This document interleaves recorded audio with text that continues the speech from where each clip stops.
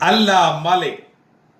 என் அன்பு குழந்தையே, உன் வழித்துணை சாயப்பா பேசுகிறேன். ஏன் கோபம்? ஏன் உனக்கு கோபம்? எதற்காக வருகிறது? மற்றவர்களுக்கு கோபம் வந்தால் நீ உன்னுடைய கோபத்தை அடக்கிக் கொள்ள வேண்டும். நீ ஏன் கோபப்படுகிறாய்? கோபத்தினால் உனக்குத்தான் துன்பம் என்பதை உணர்ந்து கொள். ஏன் உனக்கு இவ்வளவு கோபம்? கோபத்தால் எதை சாதித்தாய்? கோபத்தால் உனக்கு நன்மையும் நல்ல பெயரும் கிடைத்ததா இதுவரை? கோபத்தால் இன்று உன் மனதிற்கு நெருக்கமானவர்கள் எல்லாம் விலகி போய்விட்டார்கள்.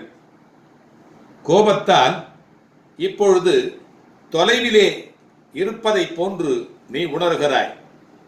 அதற்கான காரணம் நீயேதான். உன் முன்கோபம்தான் என் மீது கூட நீ கோபப்படுகிறாய். உன்னுடன் தான் நான் இருக்கிறேன்.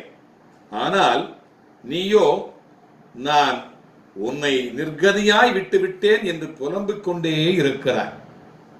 உன்னிடம் நிறைய நல்ல குணங்கள் உள்ளது என்பதை நான் அறிவேன்.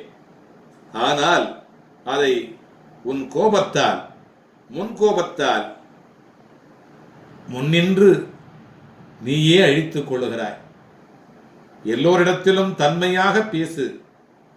கஷ்டம், வலி யாருக்குத்தான் இல்லை? ஒருவர் உனக்கு கஷ்டத்தை ஏற்படுத்த நினைத்தால் அதை நீ அனுபவிக்கிறாய் என்றால் ஒன்று கர்ம வினைதான் காரணம், இன்னொன்று நான் அதை அனுமதிக்காமல் அவை உன்னிடத்திலே வரவே வராது. கஷ்டமும் துன்பமும் உன்னிடம் வருகிறது என்றால் உனக்கு சில விஷயங்களை புரிய வைக்கத்தான் என்பதை நீ உணர்ந்து கொள். உன் சாயப்பா உனக்கு உலகமாக தெரிகிறேன் என்று நீ உணர்கிறாய். பிறகு எப்படி உன்னை விட்டு நான் வெளியே போவேன்? உன் அம்மாவாக, உன் அப்பாவாக என்றென்றும் துணை நிற்பேன்.